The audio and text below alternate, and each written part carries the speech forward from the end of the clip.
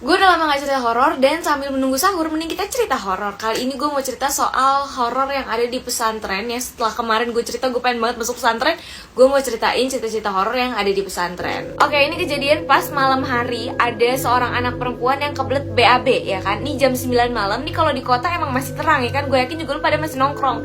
Cuma nih pesantren letaknya ini jauh dari kawasan warga-warga dan lumayan terpencil, dimana di samping-samping pesantren ini masih banyak pohon-pohon rindang yang gede-gede. Jadi otomatis ini gelap banget kan di situ, dan lampunya juga cuma ada beberapa tempat aja, nggak di seluruh tempat ada lampu otomatis, ya masih remang-remang gitulah. Nah cuma karena udah saking kebeletnya nih cewek, akhirnya dia memutuskan untuk tidur. Enggak dong, bisa-bisa jebret di kasur dong. Dia ke kamar mandi lah, gila kali. Dia memberanikan diri untuk ke kamar mandi yang posisinya nih, posisi kamar mandi ini nih di luar asrama. Lu bayangin aja tuh, udah malam-malam, semua orang udah pada tidur ya kan, dia sendirian keluar dari asrama.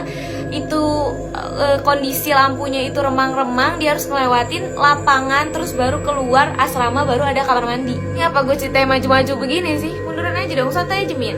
Sampailah dia di kamar mandi. Jadi kamar mandi itu ada 2 bilik, dan di tengah-tengahnya itu ada sekat tembok gitu. Tapi di tengah tembok di sekatan itu tuh ada bolongan yang bisa lah untuk ngoper kayak sabun, sampo dari kamar mandi satu ke kamar mandi satunya lagi. Nah pas sampai di kamar mandi, si cewek ini tuh udah ngeh kalau di kamar mandi satunya lagi tuh ada orang yang lagi mandi, karena suara jebar-jeburnya tuh kayak buru-buru dan kenceng banget.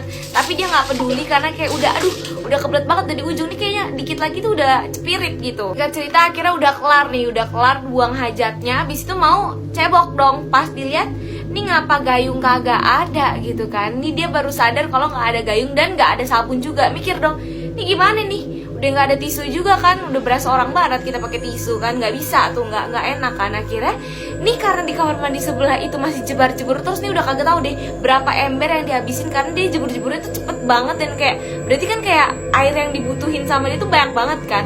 Terus akhirnya si cewek ini memberanikan diri, walaupun sebenarnya agak takut juga, siapa yang mandi malam-malam kan. Akhirnya memberanikan diri untuk ngomong ke sebelah, boleh pinjem gayungnya nggak? Setelah dia ngomong kayak gitu, seketika bunyi cipratan jebar-jebur orang mandi itu langsung hilang, hening, dan langsung muncul suara laki-laki yang bilang, jangankan gayung, kepala aja saya nggak punya. Wah, seketika langsung lari nih cewek, nangis-nangis, nyampe kamar, teman-temannya semua langsung bangun dan kayak nanya kenapa. Tambah kaget lagi, si ceweknya lupa pakai celana. Kalau gue jadi dia juga panik sih, kayak gue udah lupa tuh celana bodo amat di celana, yang penting gue kabur dari situ.